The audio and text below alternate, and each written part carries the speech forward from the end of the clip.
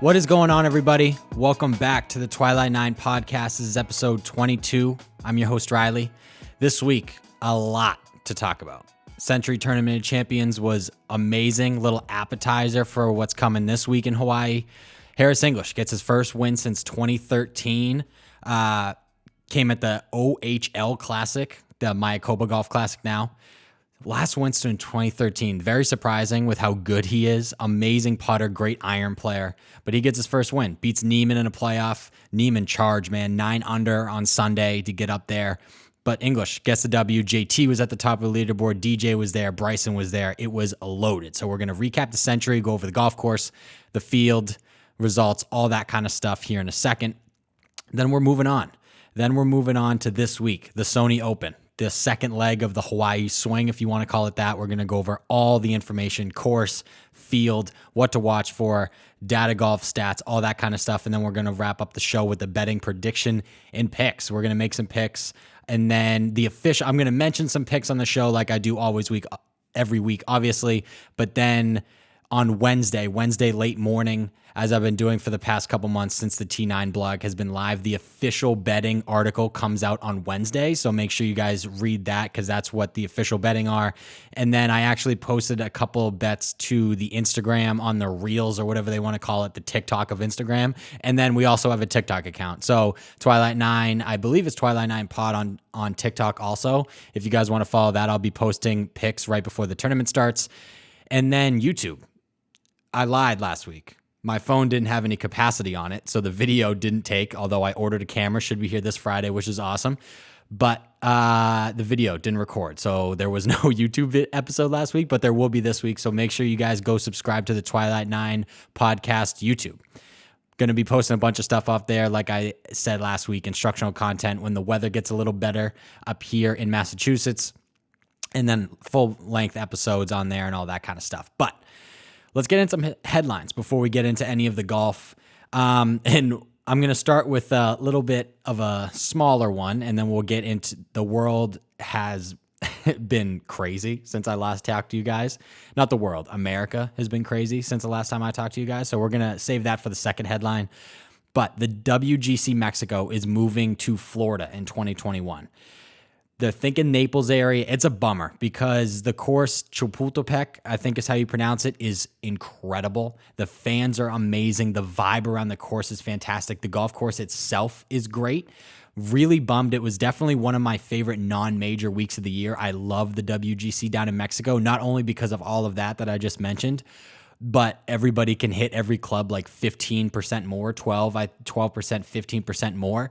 So these guys are hitting 380-yard drives without even really having to think about it, and it's just very entertaining. I think it's the 10th hole is a short par 4, but you can get there. I think Rory, was it last year maybe, that put it to like 10 feet with a 2-iron off the tee, and it's like 330 yards or something like that. It's a fantastic tournament, so it's a bummer that they're moving it away from that golf course. They're thinking the Naples area down in Florida, and then after that in 2022 and 2023, it's moving internationally. No word on the venue yet. At least at the time of this recording, there's no news on the venue, but this international move is due to the Euro Strategic Alliance that was put into place. So they're moving the tournament. Bit of a bummer. Definitely missed that area down there in Mexico City, but moving on. Second headline. And this is just fantastic news from the world of golf. PGA definitely did. I'm not getting a bunch of debate about this, but the PGA of America has voted to move the 2022 PGA Championship away from Trump National. With everything that just happened in the world, storming the Capitol, Confederate flags in the Capitol, Trump not doing anything about it, kind of sitting on his hands, not really doing anything, this move is not surprising. I don't want to get into a political talk on this show, obviously. I'm not really into it at all, but I think that's the right call from the PGA. Makes the most sense. We're just here to report it. And then the R&A also released a statement.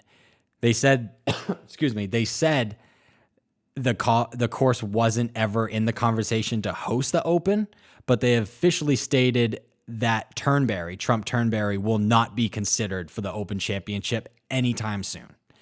So golf is kind of shutting off Donald Trump, which not getting political, but good for them.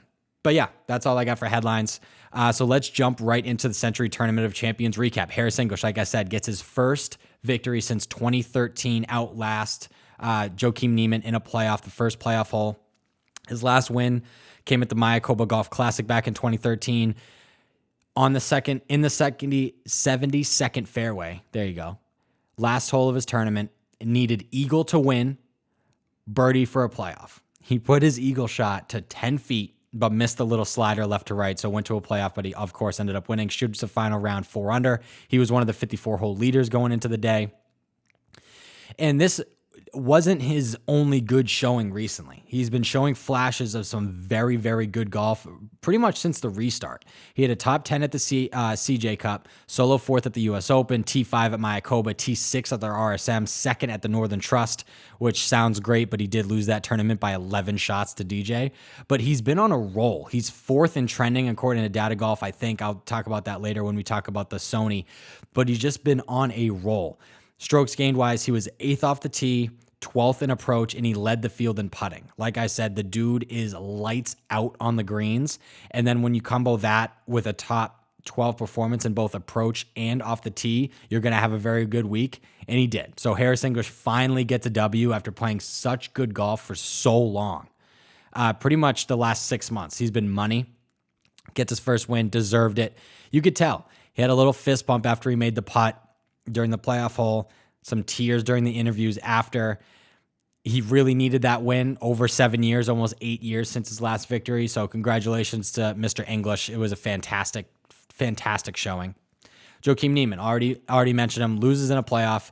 Again, he's been another guy that's been playing just solid golf. He had a T25 at the US Open, T13 at the Shriners, a 6th at the CJ Cup, a top 25 at Mayakoba. So he's been playing good golf the last 5 months, and he made a run, like I said at the top of the show, with a 9 under 64. Remember, this course is a par 73, so it works like that. 9 under. Fantastic. He kind of had a weird playoff hole. He was greenside after 2 and then kind of flubbed one to the fringe and then ended up missing the 15-footer for birdie. On the tournament, strokes gained wise, he was 24th off the tee, 2nd in iron play and approach, and he was 15th on the greens. Obviously, with the smaller field size, that, can correlate that however you see fit. But he had a really good week. Very good week. He's a fantastic iron player. One of the better ball strikers on the planet he's got a very unique swing, Niemann. He gets to the top and it looks pretty fundamental going back. And then when he gets to the top, it's laid off, very, very shallow, and his head dips a lot, like a foot, it feels like. And he just really rips through, uses his core very well, makes him a very, very good ball striker. So his iron play stats there aren't very surprising. He's going to be a guy to look at this week at the Sony, but again, we'll obviously get more into that when we get to that. Justin Thomas, solo 3rd. He was one of our bets for the week, cashed out on that one, plus 150, top 5. That might have been the easiest bet of all time. There was never a point in that tournament where it looked like he was going to finish outside the top 5. He loves Kapalua. It's crazy how much he loves that golf course. Before this playing of it, he won twice in the last 4 years. Now you add a top 5 onto that, solo 3rd, just ridiculous. He hasn't finished outside the top 15 in a tournament since the playoff event, the BMW Championship, back in August. I think that was the last week of August. The last time he finished outside the top 15. Final round 66, 7 under. Would have been a playoff. He would have been there with a shot to win, but a messy bogey on the 17th hole, a 3-putt, not great. He did birdie 18 to get him back to 24 under, but you just take that 3-putt away. He's in the playoff, and then at that point, you have to bet on JT to win that just because he's a killer. He's been there before, won it twice the last 4 years, like I said, but he doesn't. Off the tee, he struggled. He was 32nd strokes gained, which there was only a little over 42 guys. I think 42 guys in the field last week, so he was in the bottom 4th, not good. He led the field in approach play, though. So like I said last week, he continues to be one of the better iron players on tour, one of the best wedge players on tour. In my opinion, probably the best wedge player on tour, the way he can flight it, move it right to left, left to right, low, high, all that kind of stuff. He's a fantastic wedge player. And he showed it this week, especially in the wind. It was blowing on Sunday. I don't know if you guys follow the PGA Tour on Twitter, but they post, obviously, all the better shots, mostly on the weekend. They do it sometimes during the week, but mostly during the weekend. and the wind was blowing and he was hitting little cut wedges with the wind, against the wind. It was crazy to look at, crazy to watch. Like, I'm a PGA professional. I can't do that shit. There's no way I can do that shit. It's crazy what they can do with a golf ball, but he gained 7.6 strokes on the field as his approach play. Crazy. For the year 2021 season, he sits at 13th in iron play. And then he was 18th on the green. So very middle of the pack green wise, which is kind of, I bring it up a lot when I talk about JT. The putter is definitely the difference maker for him. If he's in the top 10 strokes gained putting, he's probably going to win that tournament. That's how big of a difference it is for him. But again, another fantastic showing at this golf course. Great golf by JT, especially coming off, it was a victory, but definitely more of a friendly event at the PNC Championship when he played with Tiger, Charlie, and his dad. But he was coming off a win. Solo third. He'll take that, I'm sure. Probably a pretty big paycheck. The rest of the top of the leaderboard, 54-hole co-leader Ryan Palmer. He finished in a solo fourth. Xander Schauffele and Sungjae Im tied for fifth. Xander, he needs to win one of these tournaments. I think he'll end up winning, not to look too far ahead. I think he's going to win, I think, one of the Florida swing tournaments, either the Arnold Palmer, the Players, maybe even. He's going to be a guy to look at, the Players. But one of those Florida swing tournaments coming here in about a month and a half, he'll win one of those, I think. He's been playing too well of golf for too long. There we go. Not to win. So I think that'll happen, but we'll see. Big names at seventh. Tied for seventh was Bryson, John Rahm, and Collin Morikawa. Bryson actually wasn't in the blog. It was on our TikTok page and the Instagram page, but we had him top 10. So we cashed that one too. I think that was plus 110 or minus 110 for a top 10 for Bryson, but we'll take that all day. Added that into the little bet.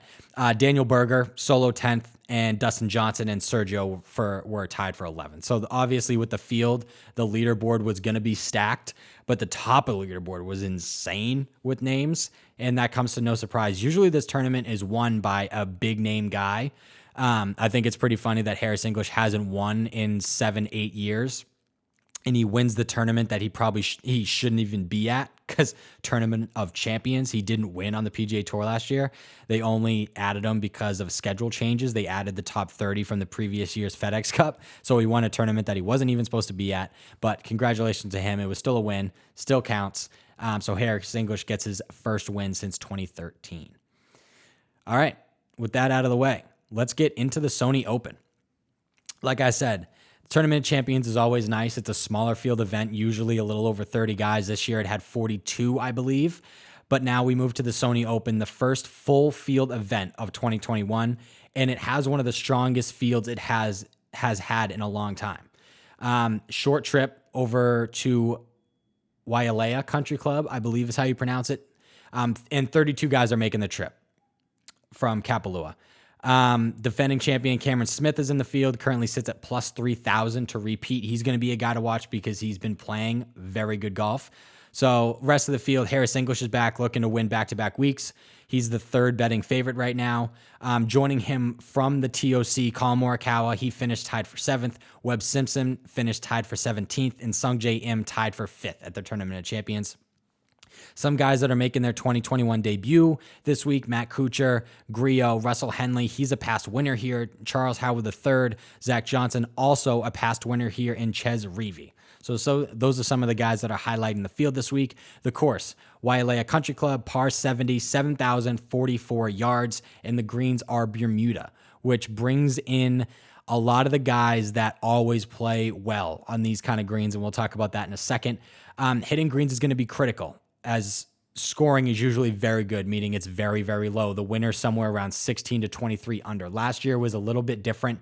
It was wet. The conditions weren't like normal. I think Cameron Smith won at 11 under, and usually that is not the case.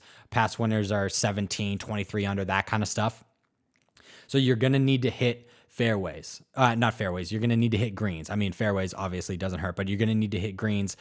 Birdie bids are a must, but luckily for the guys on tour, these greens are hitting regulation a lot. 67% of the time they're hitting regulation.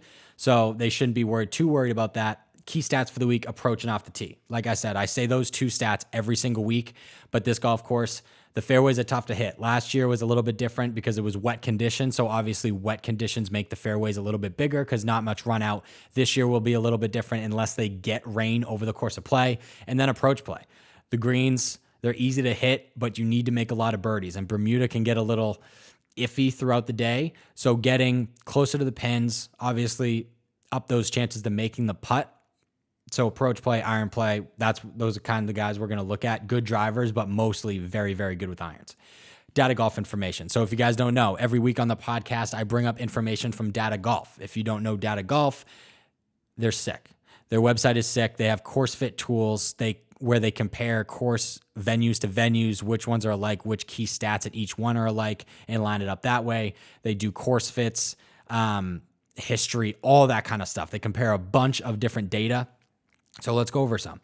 Course fit. Number 1, Harbor Town, RBC Heritage. So we're going to bring that up when we get into betting. Number 2, TPC Sugarloaf. Have you heard about it? Nope, me neither. Move on. Number 3, Brown Deer Park Golf Club. You heard about it? Me neither. Out of here. Colonial.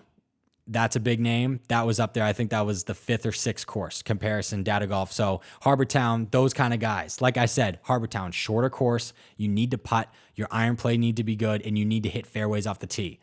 Does that sound familiar, what I just said 45 seconds ago about this golf course? So that's kind of the direction we're thinking. Carolina Golf Course, those are the kind of guys we're going to be thinking about.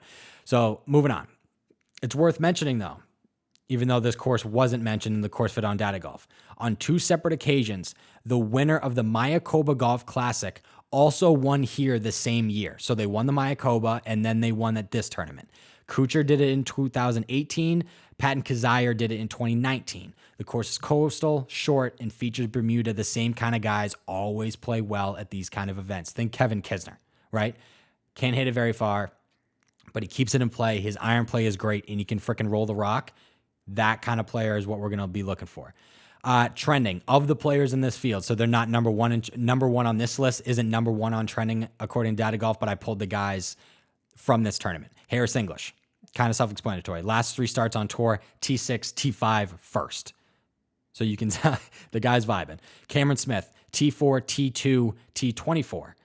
3, Joaquin Niemann, T44, T23, solo second. So he's definitely trending in the right direction. Harris English is coming off a first, and Cameron Smith with 2 top 5s in his last 3 starts. So those guys are feeling themselves. Percent chance to win. This includes baseline information, course history, and course fit. Number 1, Webb Simpson, kind of self-explanatory. Regional guy. He won the RBC Heritage this past in 2020. Course fit. I mean, when you look at a coastal course with Bermuda greens and it's shorter, that just screams Webb Simpson week. And so it doesn't surprise me at all that Data Golf has him at number 1% chance to win. Number 2, Harris English. I don't know. I get the stats back that up, right? You get T5, T6 first. It's hard to win 2 tournaments in a row. I know on 2 occasions it happened in 18 and 19. That's just very, very tough to do, to win back-to-back tournaments like that. So I don't know if I agree with him in that spot, but we'll see. Patrick Reed is number 3, and I had him on the card last week. He didn't come in the top 5. I think he was T24. If I remember correctly, where he's at the leaderboard. He was actually in the top 5 after the first round, T21. He was in the top 5 after the first round. I believe he shot a really good score in the first round. Yeah, bogey free, 67, 6 under with an eagle on 18. And I believe that was from the bunker, actually. But I agree with that. He's not super long off the tee. His iron play is great. He's got a good short game to where when he misses greens, he can get up and down no problem. I get that. I don't know if this is going to be his week, but that's it. Betting odds. If we go down the list here, Webb Simpson is the betting favorite at plus 1,200. It's been a while since I've seen a betting favorite not in the triple digits there. Usually it's Dustin at plus 800 or something like that, but Webb Simpson plus 1,200. Colin Morikawa, who I mentioned last week on the show, was a super value pick at that tournament, plus 2,500. If you took him for a top 10 last week, that would have made you some money. Harris English is next at plus 1,600. Daniel Berger plus 1,800. Hideki Matsuyama plus 2,200. Sungjae Im, who had a great week last week, plus 2,200. Abraham Answer plus 2,500. Neiman plus 2,800. And defending champion Cameron Smith is at plus 3,000. If you go down the list a little bit more, my boy Kevin Kisner plus 3,300. And Russell Henley plus 3,500, who is a past champion here, I believe in 2013. I think he won this tournament. But we're going to get in some bets. Like I said, these bets right now are just things I'm thinking about. I'm going to go through some of the matchups before I get into the bets and list some odds just so you guys have an idea of when you go into your book later. But these are some bets I'm thinking about. I'm going to bring up some names. Kevin Kisner is probably going to end up in that betting article just because you can get some value for him. He's plus 138 for a top 20 finish. He's playing good golf. He's solid at these kind of golf courses. Like I said, short, Bermuda, coast, Kevin Kisner. It's pretty much how it goes. So I would definitely look into a top 20 for Kevin Kisner. I don't know if I would get into a top 10 with Kiz.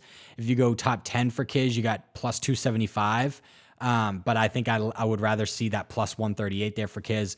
But we're finally in full field events, meaning DraftKings and FanDuel are loaded. You can bet on pretty much anything. Tournament lines, top 20, top 30, top 40, leader after round one, top 20 after round one, make, miss, cut, tournament props, all that kind of stuff.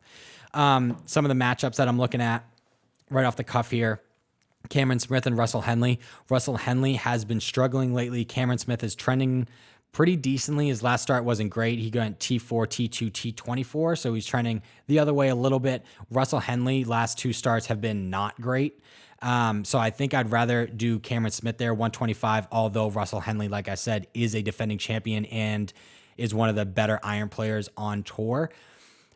I rode with him for a long time, made good money betting Russell Henley, but now I don't know if I'm going to continue that just because of his last recent starts. But who knows, on a coastal course like this, it's kind of his thing. Colin Morikawa minus 150 against Abraham Answer. I don't know if I would touch that one. I almost lean towards Answer just because of his performance last year at the RBC Heritage at this kind of golf course. We'll talk about that in a second because one of the bets I have is Answer, even though he lost us some money last week. But yeah, let's just jump right into the bets that I have so far. Card. Top 20 Sungjae Im plus 110. Anytime you can get that kind of value with a player of Sungjae Im's caliber, you take it. In his last two starts, he has two top 20s, a T14 in Dubai, a T5 in Kapalua. Just couldn't get it going on the greens last week, but his iron play was phenomenal. He can make birdies in bunches. You need that at that kind of golf course. You need it at this kind of golf course where the winning score is going to be 20 under. You need to be able to make 5, 6, 7, 8, 9 birdies around. So that's something that he's going to need to do. In his last two appearances in this tournament, he has a 16th and a 21st. So if he can get the putter going at all, I expect him to be at the top of this leaderboard. Top 20 feels a little bit safe. Honestly, I would bet him probably top 10, but I'll take him top 20, Sungjae Im, plus 110. If we go down a little bit, Abraham Answer, already brought his name up. Top 20, plus 110. Again, very good value for a guy of his caliber. We lost money on him. Well, not lost money because we are actually in the plus. But Abraham Answer didn't cash out last week, but we're going to ride him. RBC Heritage in 2020, he finished solo second. All three of his starts are all top 20s at this event, or his last three starts, rather. Sorry about that. His last three starts are all top 20. So he's riding that wave at this kind of golf course with a similar performance at a similar course at RBC Heritage. I just think course fit, recent form, I'll take it. Abraham Answer, top 20, plus 110. And then this is the one I want to talk about just a little bit more, just because you can go as far up the leaderboard as you want with this guy. I usually, with this kind of play, I try to keep it as safe as possible. I'm going top 40, JT Poston, plus 138. So top 40 with plus 138 value is a very, very high. You can't find it this far down the leaderboard, but I think this is a great spot to get it. Poston is a Carolina kid. He lives in Georgia, which means one thing, he knows Bermuda greens. He has a top 20 at this event back in 2018. He did miss the cut in his last appearance here. In his last two starts were miscuts. His recent two starts, both miscuts, but his last tournament was in November. So he hasn't played golf for a while, months. He hasn't played golf in 2 months on the PGA Tour. That's plenty of time to get it figured out. Last year at the RBC Heritage, the closest course fit to this country club, he tied for 8th. So we're looking for a guy that can hit fairways. He's a very good iron player. I think he's 49th strokes gained approach this year, 0.59, I think. He's not crazy long off the tee, but at a 70,000-yard golf course, that's not going to hurt him. It's all about finding fairways and then finding greens. JT can do both of those things well. I don't think it'll be an issue. I think he can putt well enough to make birdies. I just think that JT, he has a history of a top 20 at this event. I'm going to ride him. Top 40, JT Poston plus 138. So as of right now, those are the 3 bets that I have written down. Again, the permanent or the official, I guess if you'd rather call them, bets for the Sony Open are going to be on the Twilight 9 blog, twilight9.com on Wednesday late morning probably when everything comes out official. But right now, that's what I'm thinking. If I go over top 20 lines, again, you want to try to find value. Neiman plus 125 for a top 20 is great value, especially coming off a solo second finish, trending in the right direction. That's great value there.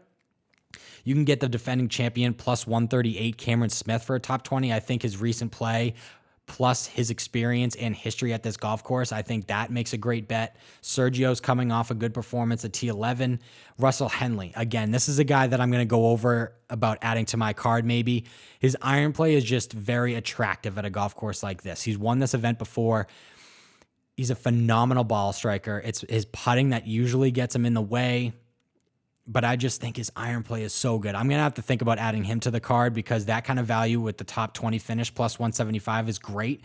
If you go top 30, which may make you a little bit more comfortable with a guy like that. Let's see if I can find him real quick. Yeah, minus 110. So I think that's still good value. That's the same value we had Bryson top 10 last week. If you can get Russell Henley minus 110 for a top 30, I think that's good value. I'd lean towards top 20 just because obviously plus 175 is huge value for that spot. But I think that's it, guys. Those are the bets I'm thinking of right now. That's the Sony Open. Very much looking forward to this. Hopefully I was pronouncing that golf course right. Wailea Country Club. Sounds good. But can't wait. Can't wait. That's golf back is amazing. Obviously, it was a little overshadowed by Wild Card Weekend in the NFL. Still sat down and watched some of it, but I love the Sony Open. It's a surprise that JT's not here. This is where JT shot 59 a couple years ago. He's usually a guy that plays in all the Hawaii tournaments, but that's it, guys. That's the Sony Open. That's the show for the week. Make sure to pay attention to the twilight9.com blog Wednesday for the betting article. Follow Twilight 9 on Instagram at Twilight9Pod, on Twitter at Twilight9Pod. Subscribe to the YouTube channel. If you're not watching on YouTube, go subscribe to the channel because we're going to be posting a bunch of stuff on that. Full video art, length episodes, instructional content, PGA Tour media stuff once we get going there this season if COVID-19 ever goes away or vaccinated, whatever you want to do. But that's the show, guys. Make sure you subscribe to everything, subscribe to the show, share it around with family and friends, and I will talk to you guys next week, recap the Sony Open, and look ahead to the next event on tour. Have a good week, guys. Appreciate it.